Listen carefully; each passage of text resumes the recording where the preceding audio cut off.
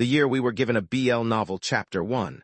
The last order, the arrow that killed Idris Vane, was not the one meant for him.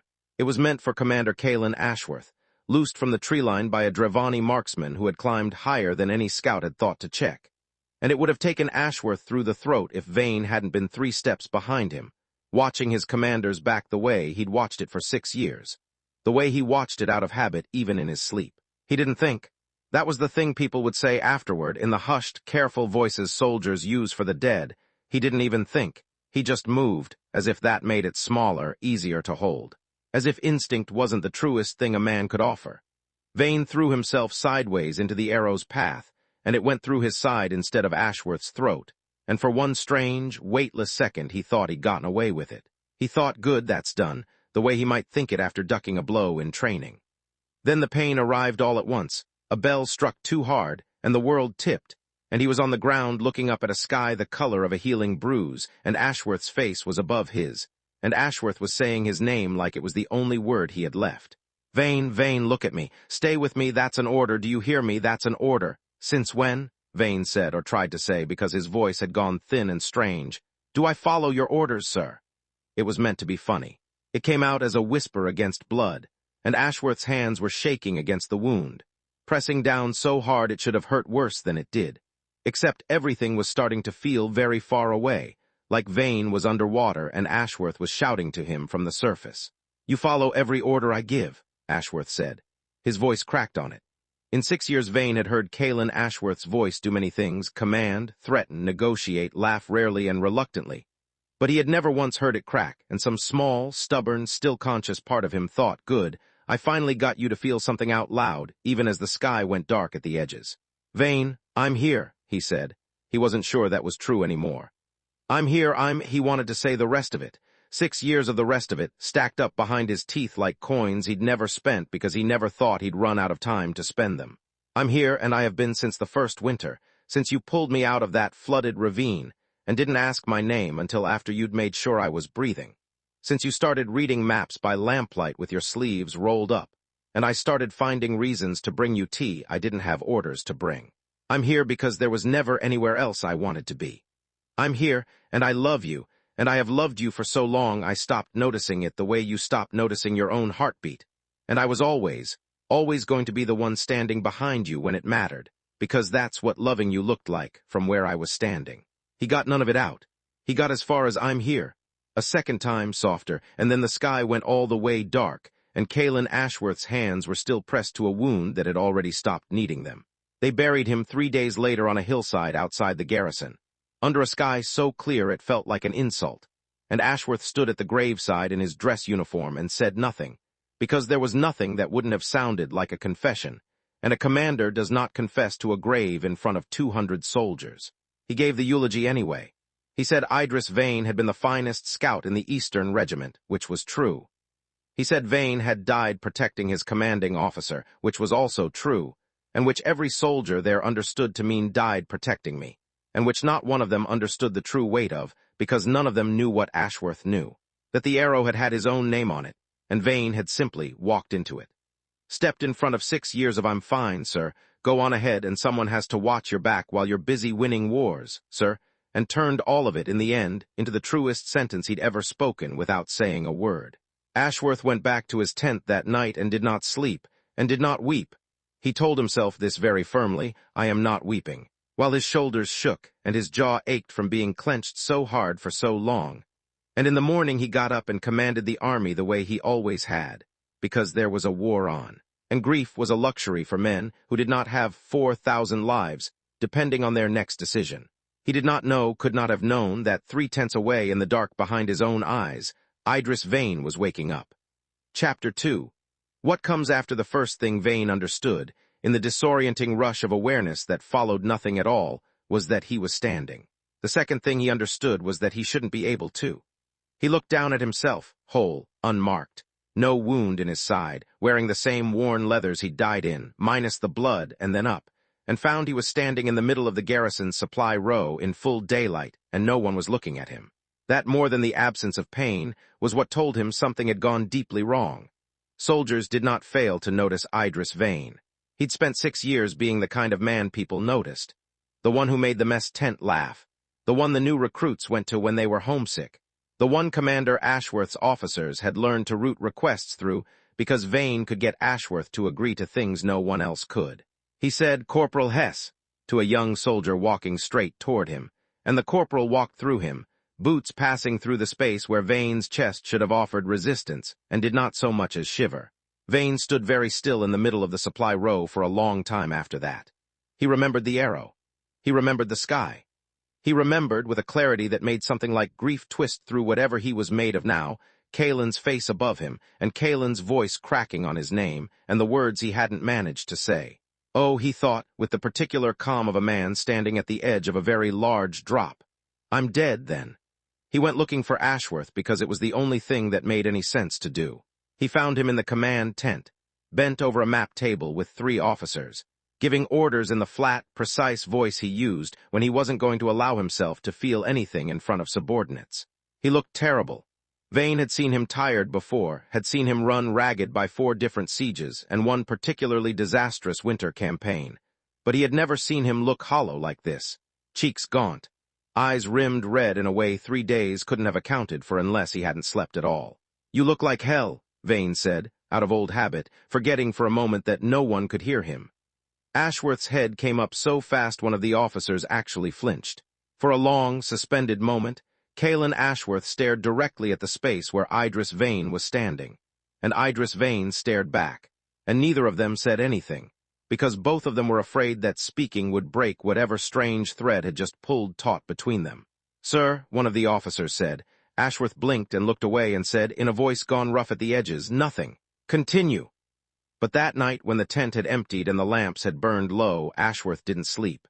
He sat at the map table with his head in his hands, and Vane, who had followed him uncertain, because there was nowhere else in the whole strange afterlife he wanted to be, stood on the other side of the table and said very quietly, testing it, "Kalen."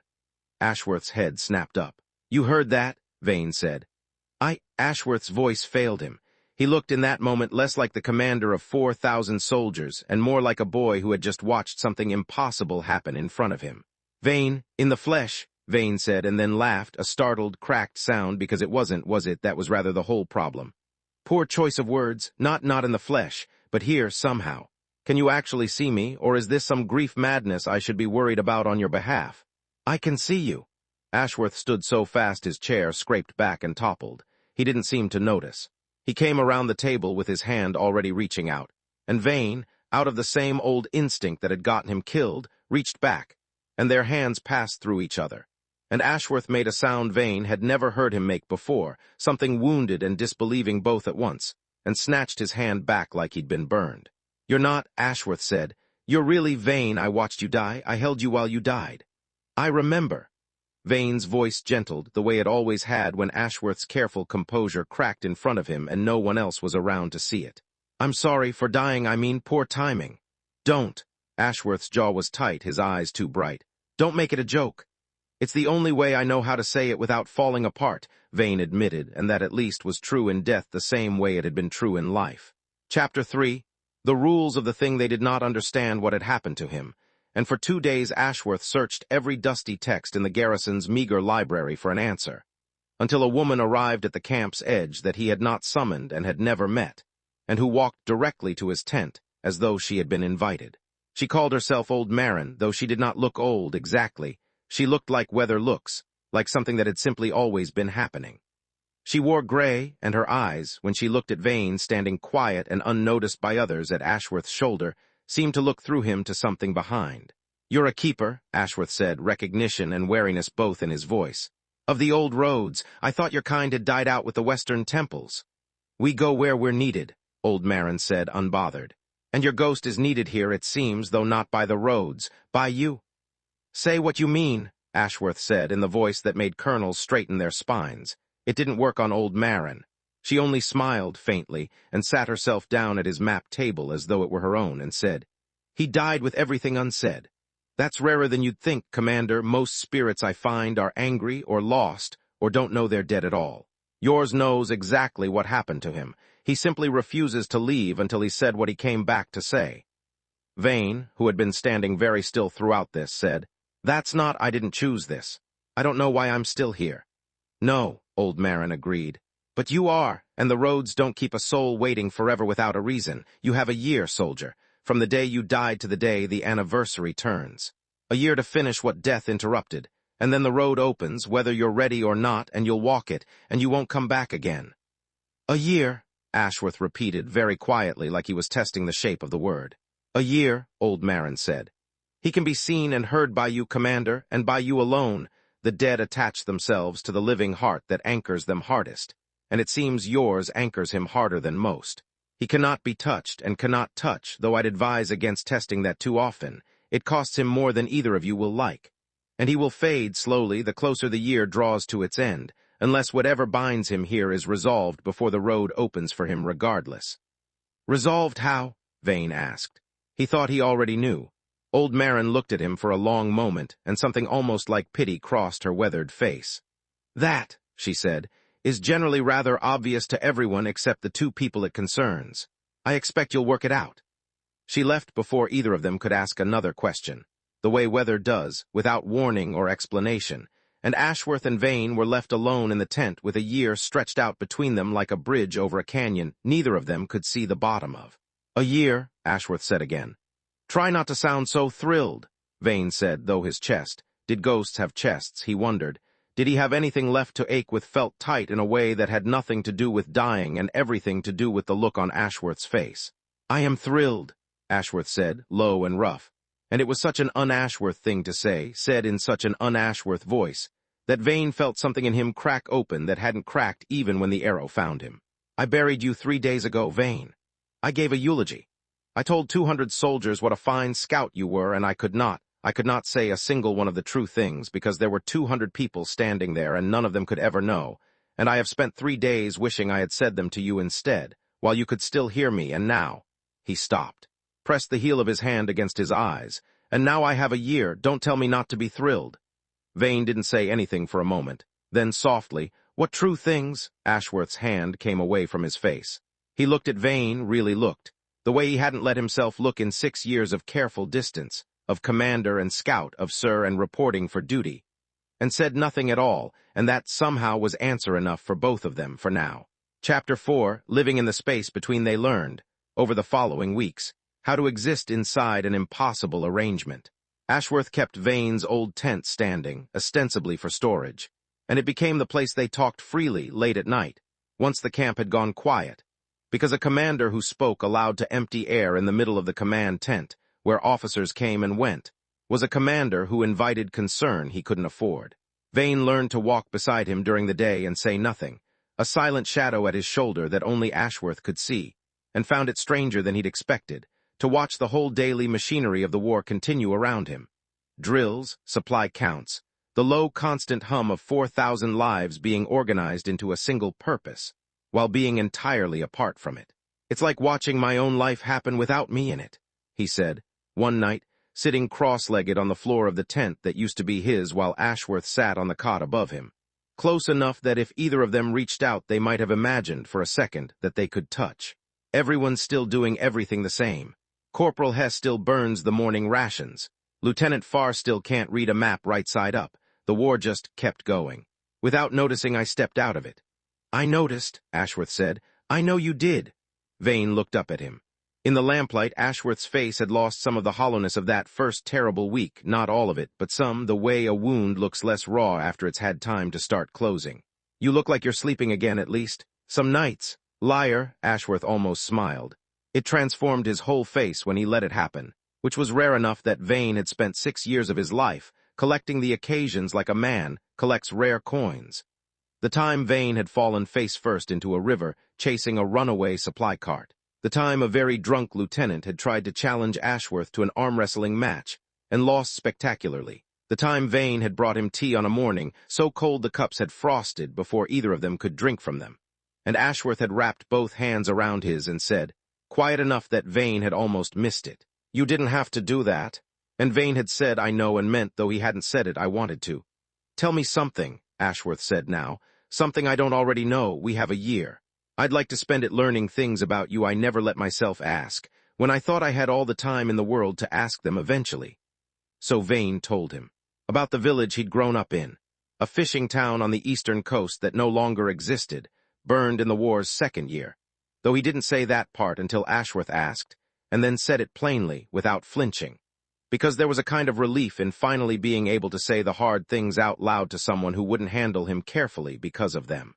He told him about his mother's voice, which he was starting to forget the exact sound of, and his sister, who he hoped had made it out before the burning, though he'd never gotten confirmation either way, only silence, the kind of silence the war left behind it everywhere it went. He told him why he'd joined the regiment, not glory, not duty exactly, but the simple mathematics of a boy with no home left and no family he could locate, looking for somewhere to put the rest of his life so it wouldn't simply evaporate. "And then I found you," he said. "Or you found me, dragging me out of that flood ravine like it was nothing, like risking your own neck for a stranger with no rank and no name was just an ordinary Tuesday, and I thought, well, I thought I'd found the somewhere." Ashworth was quiet for a long moment. "I asked for your name 3 times before you tell me," he said. "You kept insisting you were fine." "I was fine. I was also thoroughly unimpressive and covered in river mud, and I didn't think a commander needed to remember the name of a half-drowned nobody." "I remembered it before I asked the 4th time," Ashworth said. "I'd already decided you weren't a nobody." Vane felt something in his chest, that same strange, aching, present-tense chest he apparently still had, dead or not, turn over slowly, like a key in a lock he'd never quite dared to try.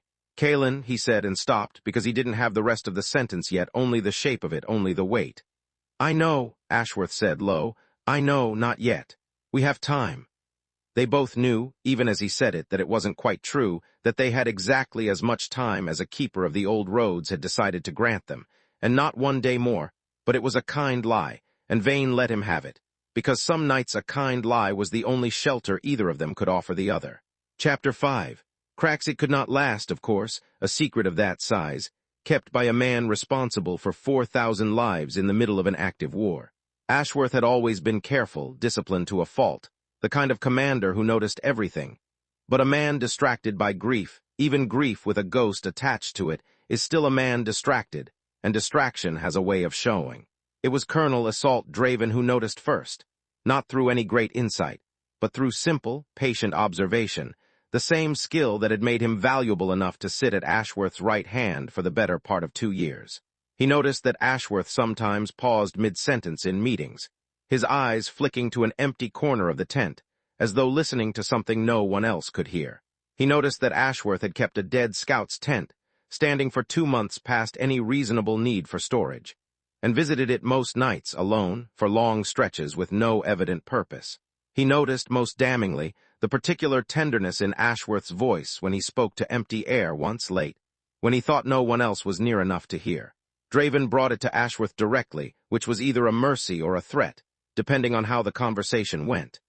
"You're speaking to him," Draven said, without preamble, standing in the doorway of Ashworth's tent one evening while Vane sat invisible and silent on the cot, watching Ashworth's spine go rigid. "Vane, I've heard you twice now." "I don't know what you're referring to," Ashworth said flat. "Kalen." Draven's voice gentled, which was somehow worse than if he'd stayed hard. They had served together long enough that the use of his given name carried real weight. "I watched you bury him. I understand grief does strange things to a man. But this army needs its commander steady, and if word gets out that you believe you're speaking with the dead—" "I am speaking with the dead," Ashworth said before he could stop himself, and Vane, from the cot, said low and urgent, "Kalen, don't." But it was already out, already sitting in the air between the 2 men like a blade neither could take back. Draven's face did something complicated, disbelief, and beneath it, unmistakably, fear.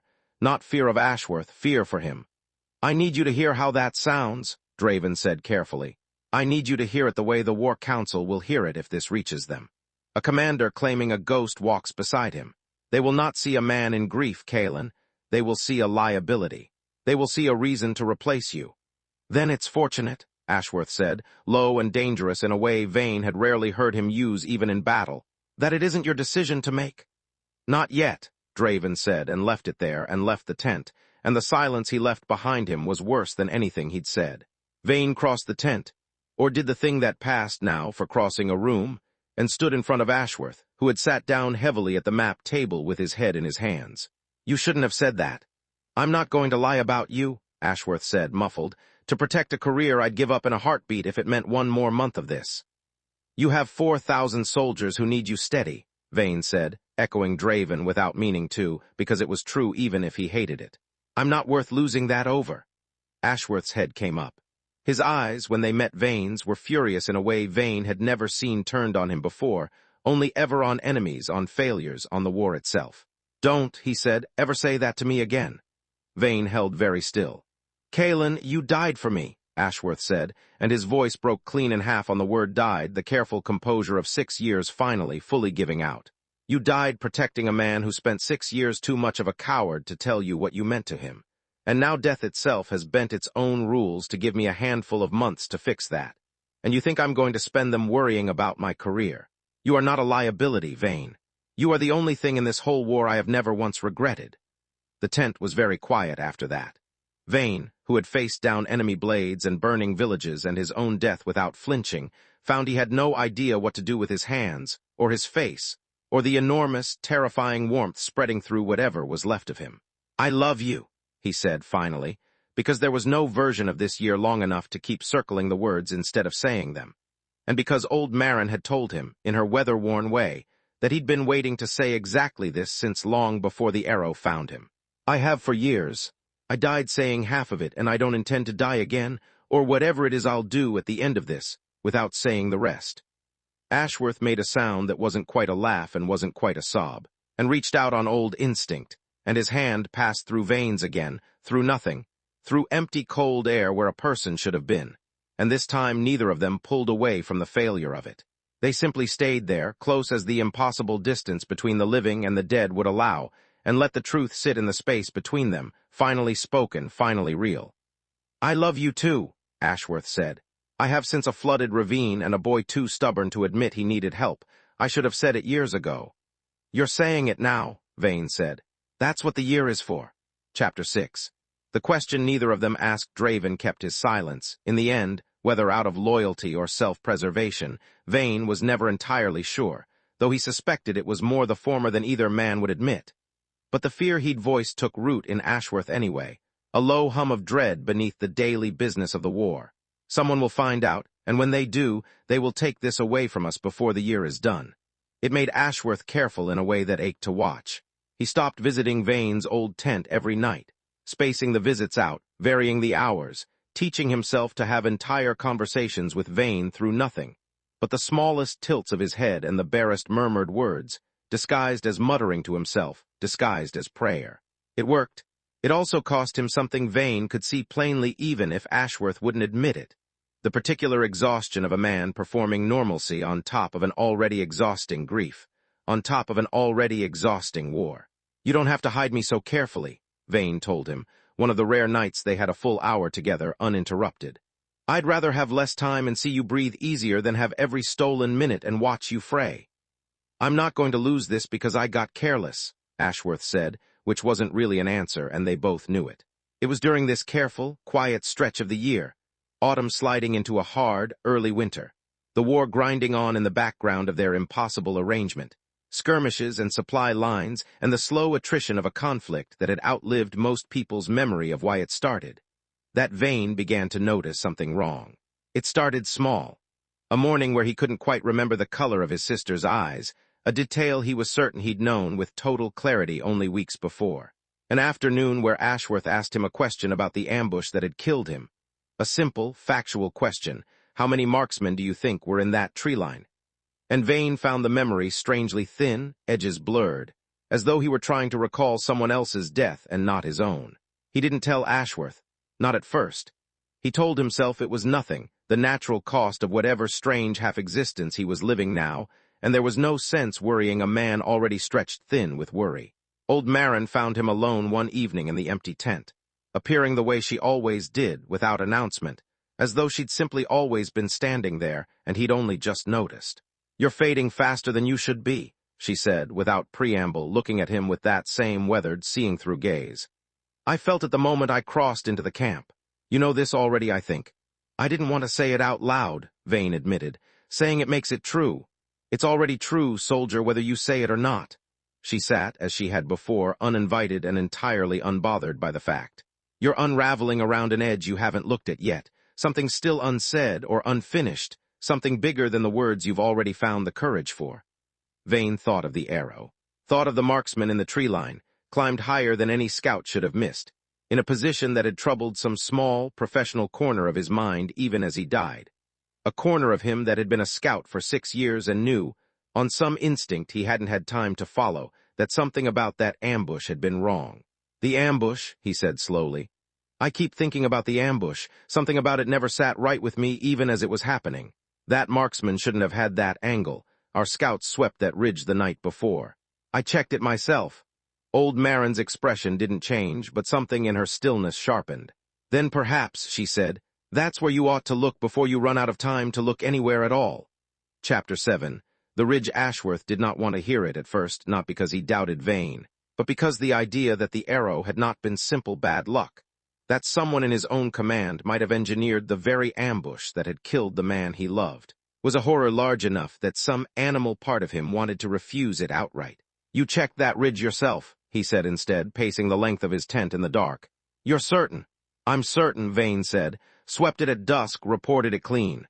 No marksman gets that high that fast, unless someone told him exactly where to climb and exactly when we'd be passing beneath. That's not bad luck, Kalen. That's a plan. Then someone in this camp wanted me dead, Ashworth said, quiet and cold in a way that frightened Vane more than the arrow ever had. Because Ashworth angry in defense of someone else was gentle compared to Ashworth calculating a threat to himself. A man who had never once, in 6 years, prioritized his own safety over anyone else's, or wanted the ambush to happen at all, regardless of who it caught, Vane said. Think Kalen, who benefits from an attack on your personal guard on that ridge at that hour, who had access to the scouting reports, who knew the route before it was set. It took 3 weeks of quiet, careful investigation. Ashworth pulling old supply manifests under the pretense of routine review, cross-referencing scouting logs, asking questions so carefully oblique that even Draven, watching him with renewed suspicion, couldn't quite pin down what he was hunting, before the answer began to take shape, and when it did, it landed like a second arrow, deeper than the first. It was Lieutenant Farr, the same Lieutenant Farr who couldn't read a map right side up, who Vane had teased affectionately for years, who had seemed, in 6 years of shared campaigns, nothing more than an unremarkable, competent officer with an unremarkable, competent career.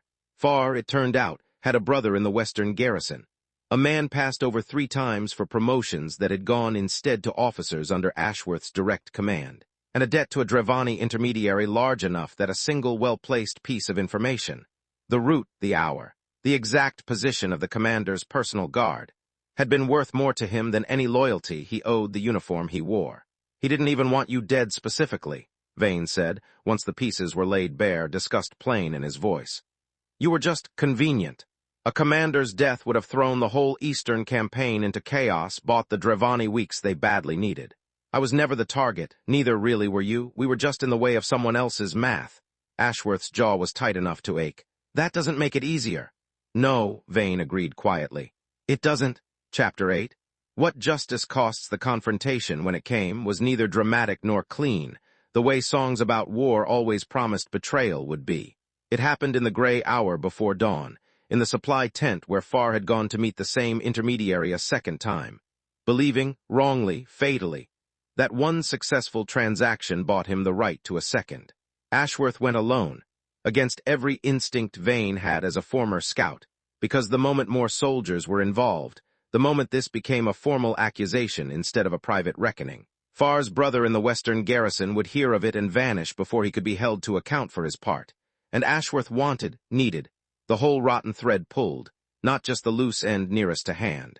You shouldn't be doing this without backup, Vane said, walking at his shoulder through the dark, close as he could manage, which still felt agonizingly far.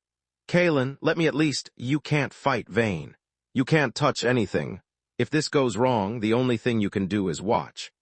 Then let me watch from close enough to yell if I see a blade coming.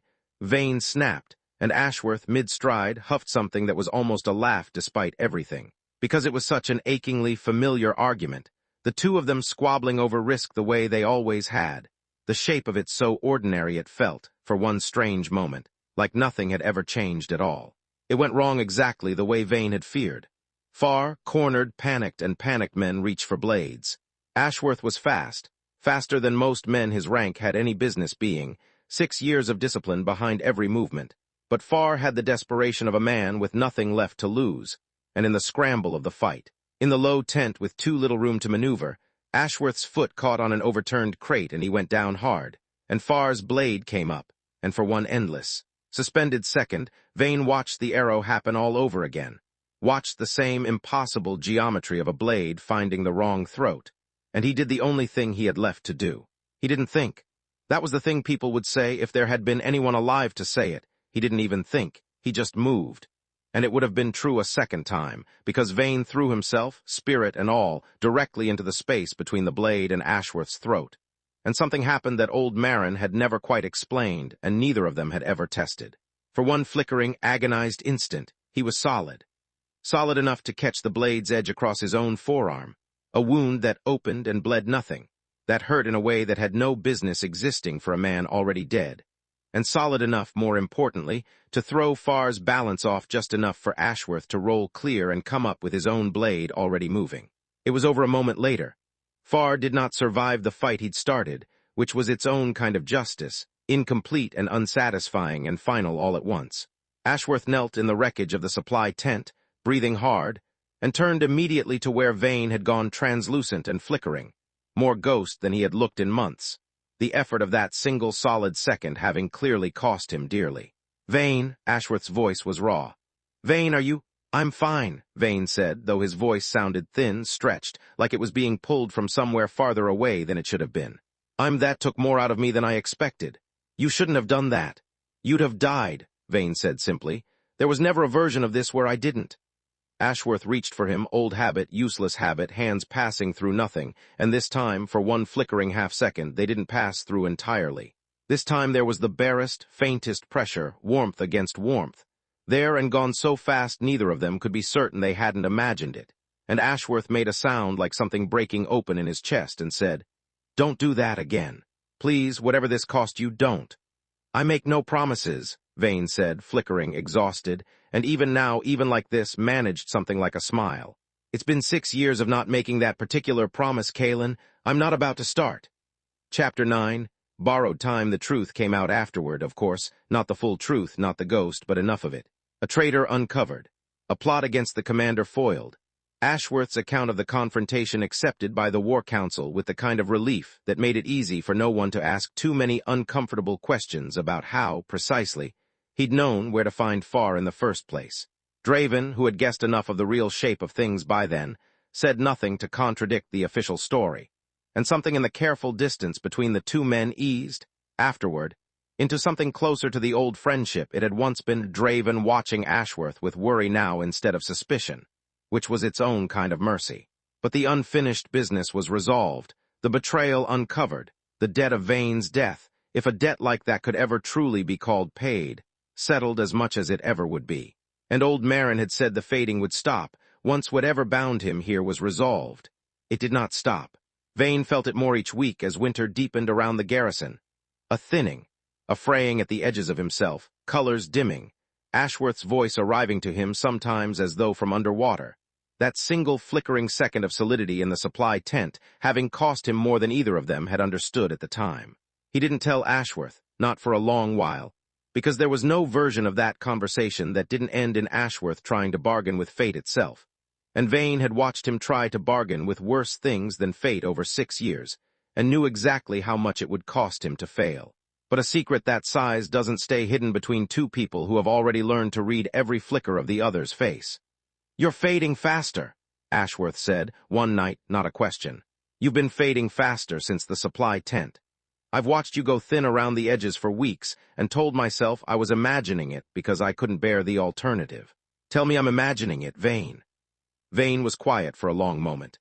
Outside, the winter wind moved through the camp, carrying the ordinary sounds of 4,000 lives settling in for the night, entirely unaware of the conversation happening in the small, lamplit tent at its center. "You're not imagining it," he admitted finally. "The betrayal wasn't the whole of what was holding me here. Old Marin was right that it was part of it, but there was something else underneath it, something I think I understood the moment I threw myself in front of that blade a second time. I don't think I was ever going to be able to leave whole, Kalen. Some part of me has been afraid of this ending since the day I woke up dead and found you could still see me. I've spent this whole year terrified of the road opening before I was ready, and every day I spend that afraid is a day I'm not fully here. I think that fear is what's costing me, not unfinished business. Unfinished courage. Ashworth's face in the lamplight was very still. Then have courage, he said, quiet and fierce. I'm not asking you to be unafraid. I'm asking you to let me help you carry it the way you carried every fear I ever had and never once made me feel small for having them. You can't carry this one with me, Vane said gently. This is the one part of it that has to be mine alone.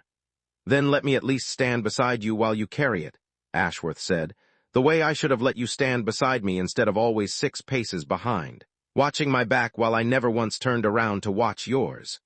Vane looked at him for a long moment, at the man who had spent 6 years too careful, too disciplined, too afraid of what wanting someone might cost a commander at war, and who had spent this borrowed year learning, slowly, painfully, to unlearn every bit of that carefulness, and felt something in him settle, for the first time since the arrow, into something that wasn't quite peace, but was close enough to touch it. All right, he said. Stand beside me then. Chapter 10. Everything they never did the last month of the year passed the way sand passes through cupped hands, fast in a way that made no sense given how slow the days felt while living them, each hour stretched thin and precious, each night deliberately, achingly unhurried. They talked about everything they had never let themselves talk about across 6 years of careful distance.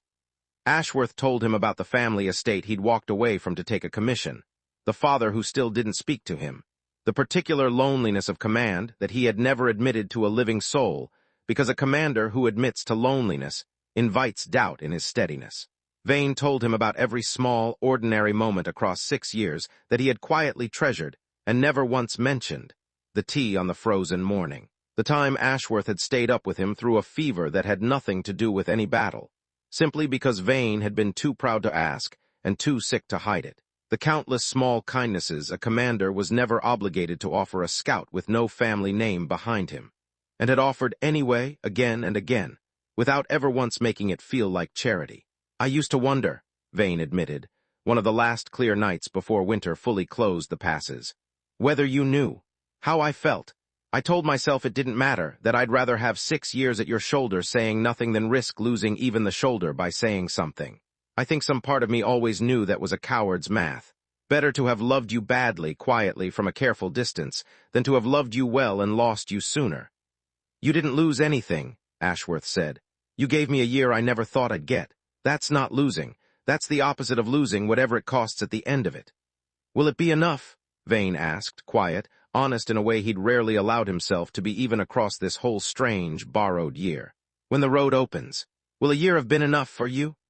Ashworth was quiet for a long moment, and when he answered, his voice was steady in a way that told Vane he had been thinking about this question for weeks, turning it over in the dark the way he turned over battle plans, looking for every angle. No, he said, it won't be enough.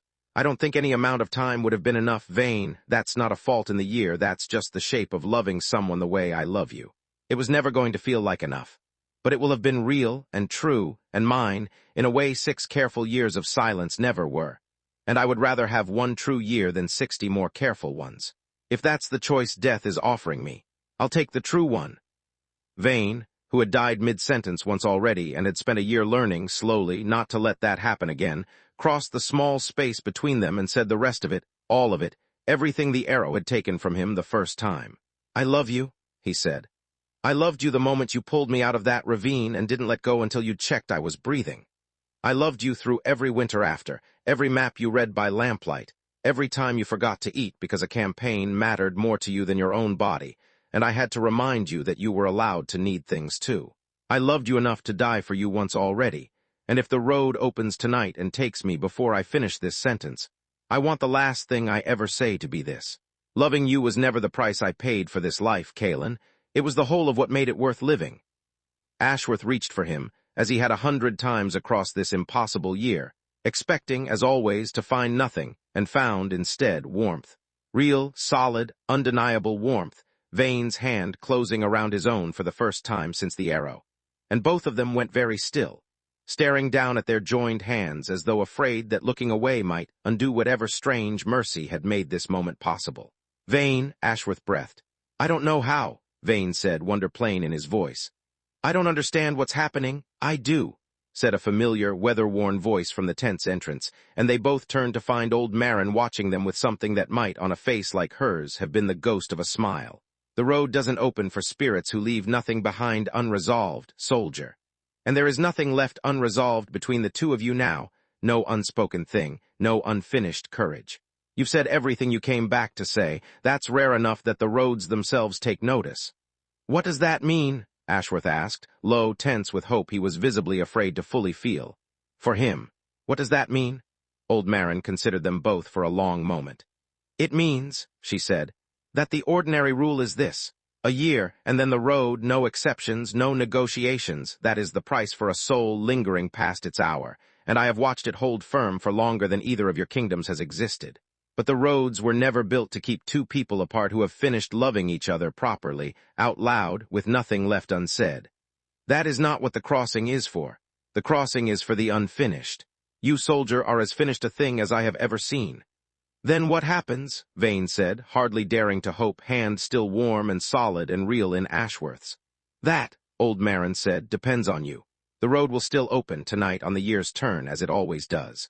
But whether you walk it alone, or whether the manner of your dying, a death given freely, in defense of the man you loved, unfinished only in the saying of it and not in the meaning, earns you the rarer mercy the old roads sometimes grant such souls, is not mine to decide. I am only a keeper. I do not make the roads. I only walk beside them. Chapter 11. The turning of the year they stood together at the edge of the garrison that night, on the same hillside where Vane had been buried a year before, under a sky gone clear and hard and full of stars, and waited for whatever the road intended to do with them. I'm not afraid any more, Vane said, and found to his own surprise that it was true. I think I needed to say it all before I could believe that. Funny, isn't it? A year of borrowed time, and it turns out all I needed was the courage to spend it honestly. I'm afraid enough for both of us, Ashworth admitted, hands still tight around Vane's, solid now, and staying solid in a way neither of them fully understood, and both of them had stopped questioning, choosing instead simply to hold on. The road, when it opened, did not look like Vane had expected, no great tearing of the sky, no dramatic light. It was simply a warmth, a pull, gentle as a tide going out, drawing him gently toward something neither of them could see but both of them could feel, unmistakable and patient, and entirely without malice. This is it, Vane said. I know. Kalen. Vane turned to look at him fully, memorizing his face the way he hadn't let himself, that first time, dying too fast to properly say goodbye. Whatever happens next, whatever this road actually is, I need you to keep living. Not carefully. Not the way you lived before I made you learn better. Fully. The way you finally learned to this year. Promise me that? I promise, Ashworth said, voice breaking, if you promise me this isn't the end of it, that whatever's on the other side of that road, it isn't goodbye forever. I don't know that, Vane said honestly. I don't think anyone does. But I know this. I loved you across 6 years of silence and 1 year of borrowed time, and I don't believe love like that simply stops existing because the body carrying it does. If there's any justice left in this world, or the next one, I don't think this is the last time we see each other. The pull grew stronger. Vane felt himself beginning gently to come apart at the edges, not painfully, not the way the fading had felt before, but softly like a held breath finally released. I love you, he said, one final time, the words no longer urgent, no longer racing against an arrow or a dying breath, simply true, simply spoken, simply enough. I'm glad I got to say it properly in the end. I love you, Ashworth said back, and did not let go of his hand until the very last second, when there was nothing left in his grip but the cold night air and the memory of warmth, and the sky above the hillside, and a soldier's grave beneath his feet that no longer felt quite so much like an ending. Epilogue, what the roads sometimes allow 7 years later, in a kingdom finally at peace. A boy was born in a fishing village on the rebuilt eastern coast, in a house that smelled faintly, for reasons his mother could never explain, of river water and lamplight, and grew up with an unaccountable fondness for maps, and an old, familiar habit, long before anyone taught it to him, of watching over the people he loved from 3 steps behind, as though he had done it once before, in some life he couldn't quite remember, and had never once regretted it. He would meet many years later at a garrison much like the one that no longer stood on the border, a retired general with tired eyes, and a gentleness he rarely showed anyone, who would look at him across a crowded hall and go suddenly, inexplicably still, as though recognizing something he had spent a lifetime waiting, without knowing it, to see again. Neither of them would ever be entirely sure why the moment felt the way it did, like a debt long owed finally being repaid. Like a year, once cut too short, finally being given the rest of the time it was always meant to have. But the roads, old Marin might have said, if anyone had thought to ask her, do not open only in one direction. Sometimes, for the rarest and most finished of loves, they open in both. End.